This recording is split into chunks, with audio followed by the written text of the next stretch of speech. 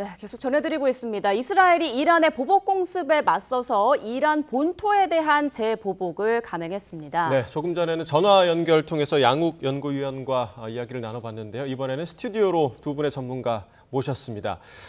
백승훈 한국외대 중동연구소 초빙연구원, 마영삼 전 이스라엘 대사 두 분 모셨습니다. 어서 오십시오. 안녕하십니까. 네, 저희가 지금 실시간으로 외신발 속보를 계속 전해드리고 있는데요. 이걸로 지금 현재 상황을 파악하고 있는데 두 분은 지금 상황 어떻게 파악하고 계신지 먼저 좀 말씀해 주시죠. 이제 뭐 지금 그 이스라엘이 그 본토에 대한 공격을 취했죠. 그렇지만 네. 이거는 상당히 통제되고 제한된 공격이라고 지금 보입니다. 그래서 늘 누누이 그들이 밝혀왔던 고통스러운 보복에는 조금 못 미치는 수준의 공격이었죠. 그리고 지금 모든 그 타격했던 공격 시설이 군사 시설이었다라고 얘기를 하고 있고, 이것은 그 미국 측도 그렇게 밝혔고, 그 핵 시설은 공격당한 거 없다. 그리고 이르나라고 하는 그 이란 국영 방송에서도 핵 시설에 대해서는 타격은 없었다라고 다 밝히는 상황입니다. 그러니까 이것이 상당히 그러니까 어떤 상징성 있게 우리가 본토를 공격당했으니까 우리도 그들의 본토를 공격한다라고 하는 의미의 공격이었지만 그 이상의 뭐 민간인 피해나 아니면 더 그래서 저 부수적인 피해가 일어나서 확전이 우리가 뭐라 그럴까요? 조절도 못하는 순간으로 이렇게 확전이 이어지는 것은 막은 어느 정도 상당히 정교한 군사 전략이었다고 보면 될 것 같습니다. 예, 네, 대사님께서도 혹시 추가적으로 좀 파악된 내용 있으실까요? 네, 그 이스라엘의 군사 전략으로 보면은 본토가 공격을 당했는 경우에는 반드시 보복을 한다라는 이런 원칙이 있고 또 그 원칙에 따르면은 상당히 비대칭적으로 그 공격을 가하는 겁니다. 그런데 이번 공격을 보면은 상당히 제한적으로 아주 신중한 공격이었습니다. 그 말은 아마도 이 이스라엘은 경고적인 수준에서 이번을 하지 않았을까. 그래 만약의 경우 이란 측에서 이게 대한 또 보복을 하고 대규모 반격을 한다고 하면은 이스라엘은 가만히 두지 않겠다라는 그런 메시지일 것 같고, 그리고 또 이스파한이라는 곳이 그 핵시설이 집중되어 있는 곳이기 때문에 우리는 언제라도 이스파한 정도는 공격을 할 수 있다는 메시지도 주는 것 같습니다. 따라서 확전을 원치는 않지만 이스라엘에 대한 공격은 좌시하지 않겠다라는 그런 메시지로 읽혀집니다. 네, 자, 두 분 모두 이제 의견이 좀 일치하는 것으로 보이는데 지금 이스파한 국제공항 인근에서 폭발음이 들렸다 이런 보도도 외신 보도도 있었거든요. 공항 타격 가능성에 대해서는 좀 가능성이 없다고 보십니까? 네, 그렇게 한다면 이스라엘 입장에서는 또 다른 그 국제 여론전에서 지게 되는 것이기 때문에 그렇습니다. 그래서 지금 공항 타격도 이스파한에 있는 그 육군 소속에 있는 그 비행장을 공격한 거기 때문에 군사 시설을 공격한 거라고 보면 돼서 이스파한에 대한 그 민간 무슨 공항이나 이런 공격까지 그 이스라엘이 염두하고 한 건 아니라고 지금 파악되고 있습니다. 자, 대사님, 이번에 공격 기지로 예상이 되고 있는 이스파한, 이곳이 어떤 지역인지 참 궁금한데요. 네, 그 이란에는 과거부터 계속해서 핵 개발을 해 왔습니다. 그 이스파한은 핵 개발 중에서도 가장 초기부터 핵 개발을 했고 지금도 핵 시설이 집중되어 있습니다.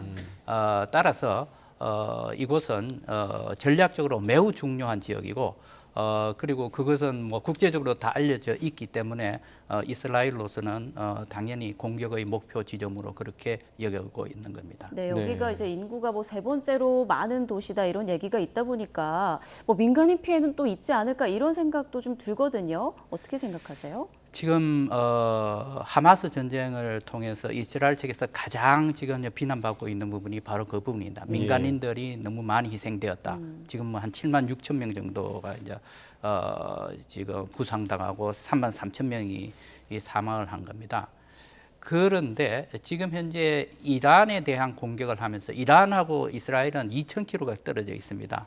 이렇게 먼 지역에 공격을 하면서 가장 제한적으로 하는데 그것마저도 민간인이 피해가는 지역에 공격한다는 것은 이스라엘에서는 큰 실책일 겁니다. 예. 따라서 저는 굉장히 신중하게 군사 시설을 목표로 하지 않았나 생각을 합니다. 네, 뭐 군사 시설도 있고 아까 이제 대사님이 핵시설 이야기도 해주셨지만 여러 이란에 있는 여러 도시들 중에 이스라엘이 이스파한을 선택한 이유가 좀 어디에 있을 거라고 보세요? 저는 핵 얘기도 나오는데 예. 제가 차근차근 설명해 드리겠습니다. 예. 핵보다는 그게 그 공군 기지가 이스라엘의 본토를 공격한 핵심 그 군사 기지였기 때문에 그 이스파한에 있는 공군 기지가였기 때문에 예. 공격을 한 거고요.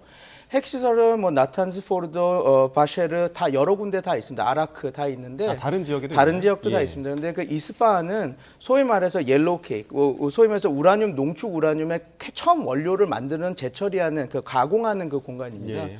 그래서 자꾸 저희가 이거를 자꾸 핵에 대한 공격이냐 이런 거를 안 가는 게 좋은 것이 왜 그러냐면 이란에서 지금 가장 자기네들의 영린을 건드리는 핵시설은 그 나탄즈와 그다음에 포르도에 있는 그 농축 우라늄 시설이 있는 곳입니다. 거기가 말하는 소위 지금 60% 예. 농축 우라늄을 만들고 저장하는 시설이거든요. 아, 그러니까 이스파한은 핵심이 아니라는 거죠? 맞습니다. 네. 그래서 이거 좀 저희가 좀 조심해서 봐야 될 것이 지금 아마 이스라엘에서도 이란의 핵시설을 공격하는 데 있어서는 여러 가지 시나리오가 있을 겁니다. 그래서 이란의 핵시설을 공격했다는 것 자체가 곧바로 단계를 올렸다 이렇게 분석하면 안 되고 예.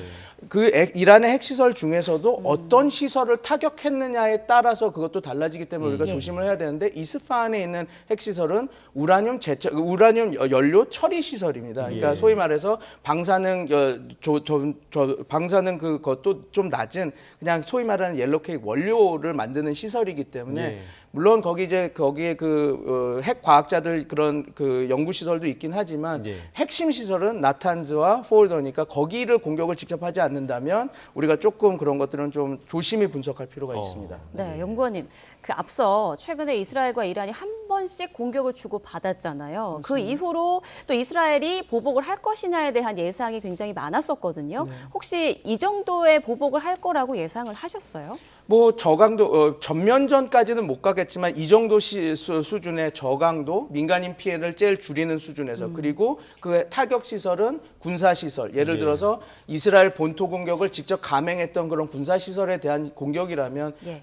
가능한 공격이었죠. 그리고 지금도 미국 입장도 똑같습니다. 그냥 그거에 대해서는 이해를 하지만 이게 확전이 되거나 그래서 이란과 이스라엘의 전면전이 되면 이거는 우리가 개입하지 않겠다라는 메시지를 다시 던지는 거 보면 그리고 이번 공격은 이스라엘이 시리아에 있는 이란 영사관을 공격했던 때와는 다르게 이번에는 미국 측에 미리 알렸거든요. 예. 그런 모든 것들을 봤을 때 이런 확전이나 그런 확전의 정지 작업으로서 했다라기보다는 이런 것들을 좀 이스라엘이 상당히 미국과 조율을 하면서 제한되고 그 피해가 좀 제한되고 좀 통제되는 수준에서 이루어진 군사 공격이라고 보는 게 좀 적합한 분석일 것 같습니다. 네, 그러니까 제한되고 통제된 정교하게 좀 전략적으로 설계된 그런 공격이다 이렇게 얘기를 해주셨는데 그러면 결국에는 이스라엘의 보복에 이란이 어떻게 반응할 것이냐 이 부분이 사실 가장 중요한 지점일 것 같거든요. 그 이후에 그러면 또 이스라엘의 재보복이 있을 것이냐 이렇게 이어질 텐데 이란의 반응을 좀 어떻게 예상하십니까, 대사님? 네, 이란이 지금 취할 수 있는 반응은 제가 보기에는 한 두 가지로 생각이 됩니다. 여기에 대해서 이번에 이스라엘의 공격에 대해서 대응을 하느냐 안 하고 넘어갈 수도 있습니다. 예.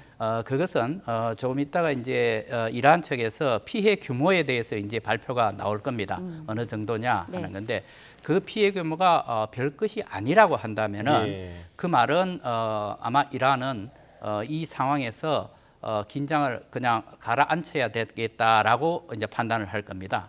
그러지 않고 이란이 다시 이제 공격을 하겠다. 이번에 피해 규모가 굉장히 크기 때문에 공격을 하겠다라고 한다면은 이것은 아마 이란으로서도 상당히 많은 고민을 해야 될 겁니다. 예. 왜냐하면은 지난번 공격에서 99% 요격 당했습니다. 네. 물론 그것이 사전에 워닝을 경고를 하고서 했는 거기 때문에 이스라엘로서 충분한 준비를 갖출 시간이 있었기 때문이라고들 그렇게 분석을 합니다.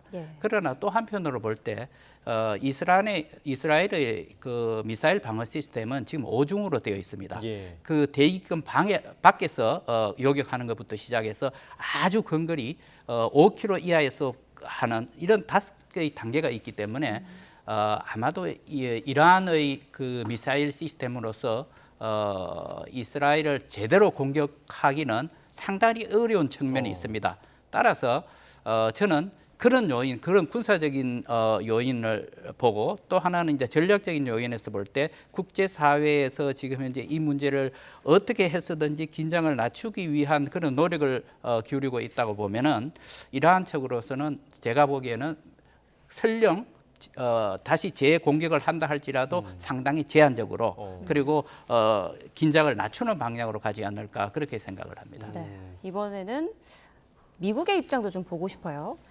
자, 미국이 사전에 그 이스라엘이 이번 상황을 좀 키우는 것에 대해서 굉장히 좀 꺼리는 듯한 그런 메시지를 계속 내보내지 않았습니까? 그런데 이번에 일단 보복 공격을 하기 전에 이스라엘이 미국에 사전 통보를 한 것으로 지금 전해지고 있고 그 이후에 바이든 대통령이 내놓은 메시지는 이스라엘을 방어는 하겠지만 대이란 공격에는 참여하지 않겠다. 이 메시지 좀 어떻게 의미를 찾을 수 있을까요? 전쟁 시작부터 이야기 나왔던 부분이죠. 그 하마스와 전쟁가 시작됐을 때부터 미국의 입장은 단호했습니다.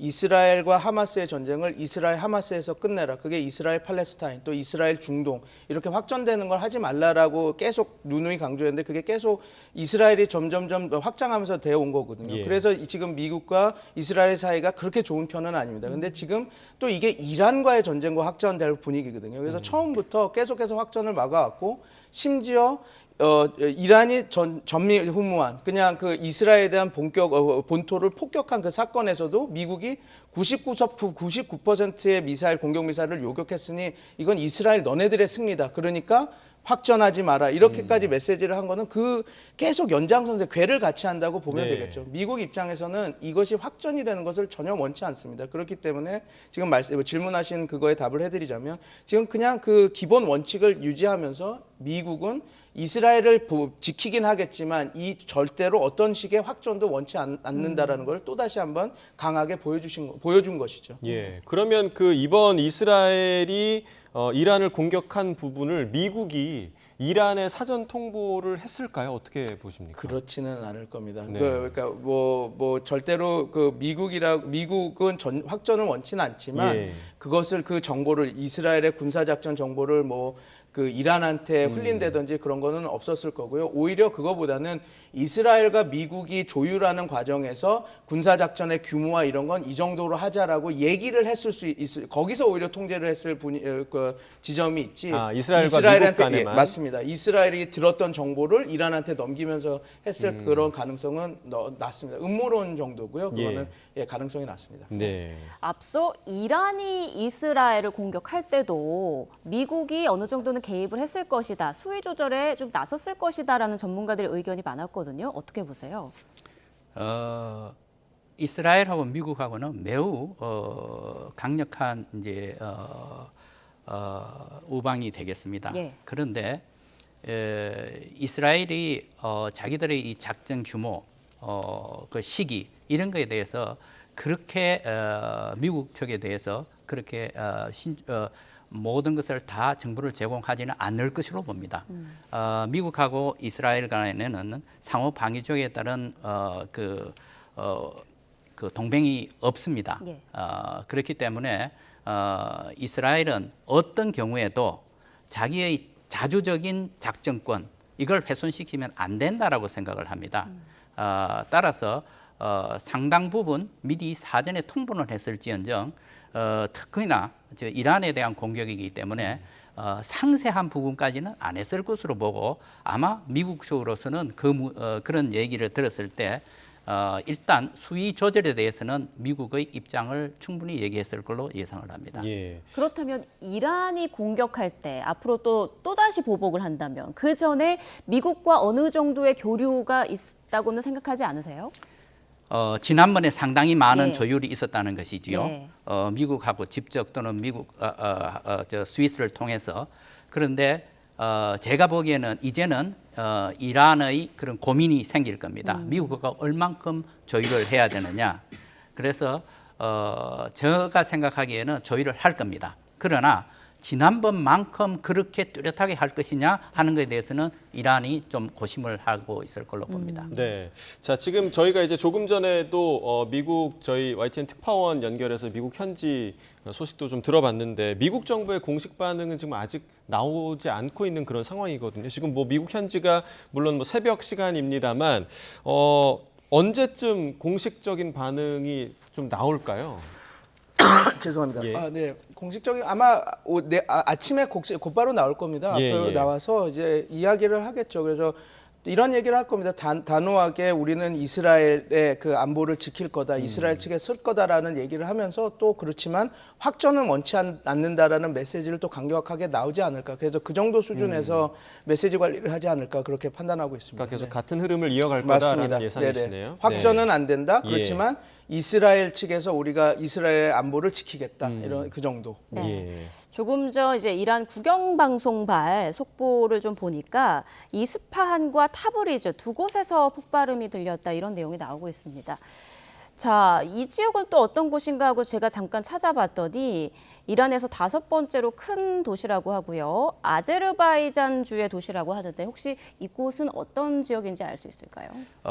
금방 나온 속보이기 때문에 예. 상세한 이제 네. 정보는 없습니다만은 이스라엘로서는 지금 현재 공격할 수 있는 지점이 굉장히 많습니다. 그리고 이란의 영토 자체가 예. 굉장히 크고 그리고 전략적인 요충 지역들이 굉장히 산재해 있습니다. 따라서 이스라엘로서는 자기들의 전략적인 목표에 따라서 그리고 우선순위에 따라서 공격을 할 것이기 때문에 어느 지역도 가능하다고 생각을 합니다. 예. 자, 지금 이 보복 공격을 감행한 네타냐후 총리에 대한 이야기도 나오고 있습니다. 그럼 네타냐후 총리가 도대체 왜 이런 미국의 반대에도 불구하고 이런 공격을 계속해서 감행하고 있는 것이냐? 자신의 이제 정치 생명을 조금 더 늘리기 위한 거 아니냐 이런 분석이 나오고 있는데 연구원님 좀 어떻게 분석하고 계십니까? 국내 정치적으로 보면 그렇게 예. 이야기하는 분들이 많죠. 예. 그 영미권에서도 그렇게 이야기하는 예. 사람들도 많고요. 그런데 뭐 어찌됐건 지금에 대한 공격은 이스라엘에 대한 본토를 공격을 받은 상황이기 때문에 네. 네타냐후 입장에서는 어떻게든 그거에 대한 대응 공격, 자위권 발동을 해야 되는 상황이었습니다. 왜냐하면 역사적으로 한 번도 없었던 그 이란의 이스라엘 본토 공격을 보는 앞에서 아무것도 어떤 행동도 하지 않으면 그건 곧바로 자신의 정치적 부담으로 다가오거든요. 예. 심지어 지금 인기도 없는 그 상황에서 네. 그래서 지금의 군사 공격은 그런 측면에서 바라보면 클 것 같고 그 다음에 오히려 우리가 좀 복귀해봐야 될 공격은 그 시리아에 있는 이란 영사관 공격이었습니다. 그때는 그게 이제 그게 발발 발발의 시점이죠. 시점이었죠. 네. 그리고 그것은 미국한테도 알려주지 않고 감행한 공격이었거든요. 근데 그때 우리가 그 시기를 잠깐 복귀해 보자면 국제사회가 계속해서 이스라엘아 정전을 해라 하마스와 하고 계속 압박을 가하던 시점이었습니다. 예. 근데 그때 이스라엘이 그 영사관을 공격을 했는데 뭐 처음에 국제사회가 맨 처음에 이스라엘 쪽에 왜 영사관을 공격하느냐라고 이렇게 집중이 됐다가 순간 멈췄던 이유가 그 영사관에서 죽었던 그 사람들이 뭐 레자 자이디나 이사라고 하는 그런 장군들과 연락관들이 어떤 사람들이었냐면 헤즈볼라와 이란 혁명 수비대의 그 군사 작전을 다 총괄하는 예. 총책 지도자, 그 다음에 이란군과 하마스와의 군사 작전을 조율하는 군사 연락관 이런 사람들이었거든요. 그러니까 국제사회가 영사관을 왜 해? 왜 영토를 공격했다가 근데 왜 지금 말 그대로 이스라엘 공격을 다 하는 이 총책들이 여기 모여 있었지? 여기서 이스라엘이 이런 이란이 이런 이스라엘에 대한 군사 작전을 하는 데였구나라는 게 딱 드러난 거예요. 그러니까 어떻게 보면 그때 공격은 네타냐후로서는 하나의 그 어떤 승부수였던 겁니다. 그러니까 자꾸 정전 얘기하는데 이거 봐라. 여기 얘네들 이런 식으로 우리를 공격하려고 이렇게 하고 있어. 이게 예. 증거가 났지. 물론 예. 그래서 다시 한번 그 전쟁이라고 하는 것을 확전까지는 아니더라도 좀 환기시키면서 자기 의제를 좀 강화시키려고 했던 예. 것들이죠. 근데 그게 곧바로 되치기를 당한 겁니다. 어떤 형식으로? 이란의 그 본토 공격으로. 예. 그러면서 지금 상황이 이렇게 흘러온 거라서 앵커님이 질문하신 왜 네타냐후가 이런 군사 작전을 했을까? 그럼 항상 이렇게 보시면 됩니다.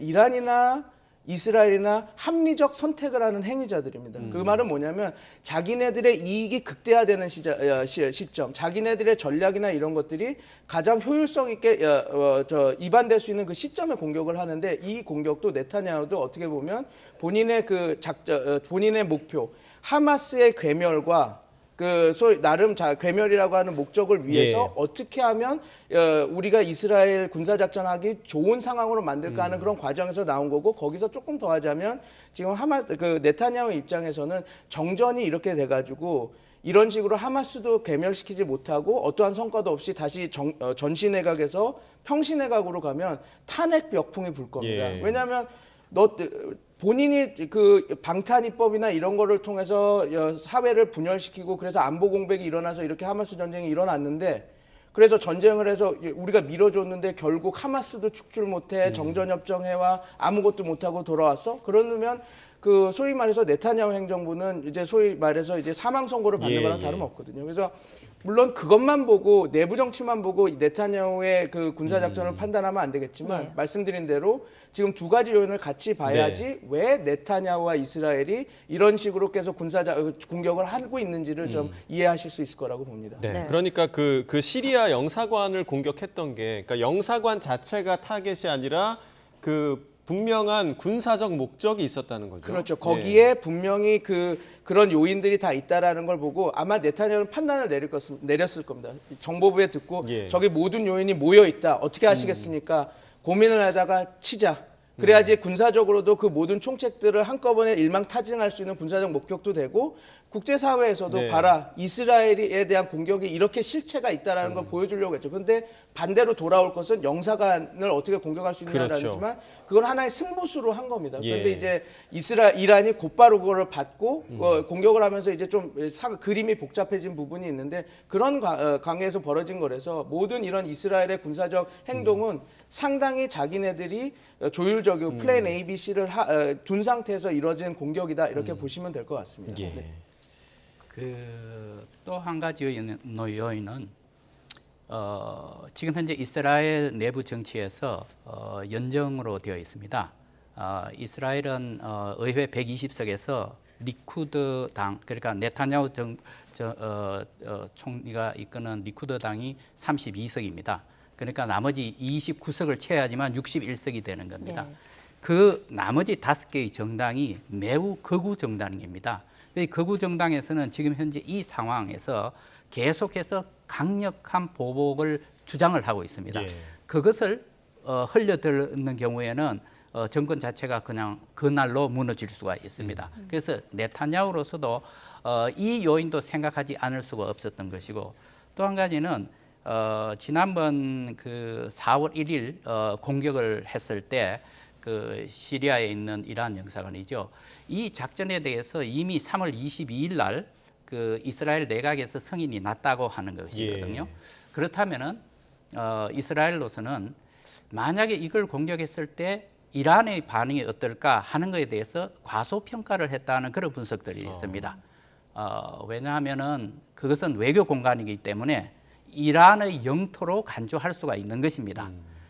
물론 이제 이스라엘 측에서는 그게 군사 지휘소였다라는 그런 이제 이유를 대긴 합니다만은 그래서 그런 이제 판단에서 했는데, 이란으로서는 이거 영토에 대한 직접적인 공격이나 마찬가지라고 생각을 해서 다시 이제 보복을 한 것이지요. 그런데 지금 현재 네타냐후 총리로서는 그럼 앞으로 이걸 어떻게 끌고 나가야 되느냐? 미국도 EU도 유엔도 전부 다 이 지금 현재 긴장 상태를 이란하고 이렇게 대결해서는 긴장 상태를 낮춰야 되겠다라고들 생각을 하고 있는 겁니다. 그렇다면 여기서도 또 출구 전략이 필요한데 네타냐후가 택할 수 있는 출구 전략은 꽤 많이 있습니다. 지금 현재 하마스하고의 전쟁, 다시 이제 라파 공격 문제를 다시 이제 거론을 하고 있습니다. 그리고 레바논의 헤즈볼라도 이제 공격할 수가 있는 거고, 시리아도 있고 이라크도 있는 것입니다. 따라서 지금 현재 네타냐후는 이런 여러 가지 전선을 통해서 자기가 필요할 때 이렇게 공격을 함으로써 상당히 자기의 개인적인 정권 전쟁에도 그렇게 유리하다고 판단할 가능성이 매우 높습니다. 예. 네. 이제 많은 분들이 궁금해하시는 게 이렇게 전면전으로 커져서 제5차 중동 전쟁으로까지 퍼지는 거 아니냐 이런 우려를 하고 있는 게요. 사실 그 전에 많은 또 전문가들이 전면전으로는 안 갈 것이다라고 예상을 했었고, 근데 이번에 보면 이스라엘이 미국의 눈치도 크게 보지 않고 지금 공격을 감행한 것 같거든요. 뭐 제한적이라고는 말씀하셨습니다만, 그리고 지금 서로의 본토를 공격한 게 처음이지 않습니까? 그렇다면 지금까지 역사상 이 이란과 이스라엘의 관계가 최악의 상황이다. 앞으로 더 나빠질 수 있다. 이렇게 볼 수 있지 않을까요? 뭐 이란과 이스라엘 상황은 이미 나빠질 대로 나빠진 그 주적 관계죠. 그런 상황이고, 근데 지금 저희가 전면전 가기가 쉽지 않다라고 말씀을 드린 이유는 아마 보도에서도 많이 됐을 겁니다. 99%의 그 미사일을 요격하느라고 1조 8천억이라고 하는 돈을 썼습니다. 이스라엘도 지금 경제 상황이 그렇게 좋은 상태가 아닙니다. 그리고 지금 이란과의 전쟁을 또 하게 되면 하마스의 전쟁을 하면서 두 개의 전쟁을 치러야 되는 그런 상황이 되는 거거든요. 전선이 이렇게 늘어나는 거죠. 근데 우리가 봤을 때 이스라엘이 자기네들의 그런 한계를 많이 압니다. 그래서 시나이 반도를 저희 4차 중동전, 그러니까 일어나기 전 3차 중동전을 성공하면서 이집트가 그 시나이 반도까지 다 영토를 확장한 경우가 있었거든요. 근데 너무 영토가 확장되다 보면 방어를 할 수 있는 그 공간이 너무 넓어지는 겁니다. 예. 왜냐하면 지금 이스라엘은 현역 군인 수가 11만에서 12만 사이거든요. 그 12만 명 그 군으로 그걸 다 커버를 할 수 없어서 그게 얕아지고, 그래서 4차 중동전 시작할 때는 처음에 엄청나게 밀렸었던 거거든요. 예. 그래서 이스라엘 입장은 그런 역사적인 배경도 있어서 과연 우리가 지금 경제 상황에서 이런 확전을 할 수 있을 것인가, 그리고 국민들도 그걸 원치를 않기 때문에 그걸 마냥 그렇게 확전하기는 쉽지 않습니다. 그게 한 측면이고, 두 번째는 과거에 그 막 중동 전쟁으로 이어질 때 핵심 행위자들은 이집트, 시리아, 그리고 사우디아라비아도 가세해서 같이 전쟁에 참여해서 이렇게 했었습니다. 그런데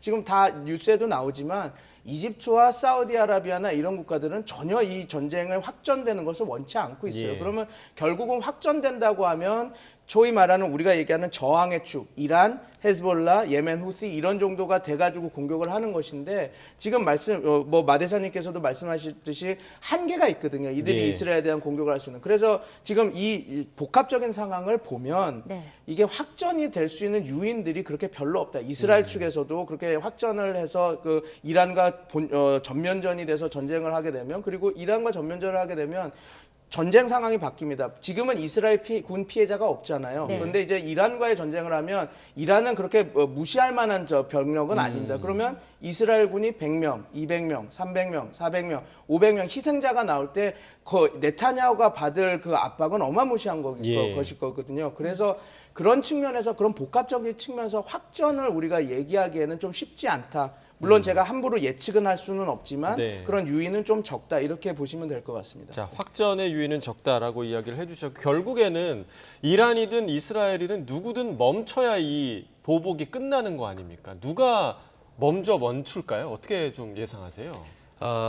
그 부분에 대해서는 지금 현재 이란이 하마스 전쟁 이후에 계속해서 나오는 것이 상당히 신중하고 자제력을 발휘를 했던 겁니다. 그리고 지금 이런 상황에서도 지난번에 그 4월 13일 이란이 이스라엘을 공격하면서도 공격 전에 메시지를 보냈고, 공격 후에 공격하자마자 나온 메시지가 더 이상 확전을 바라지 않는다는 겁니다.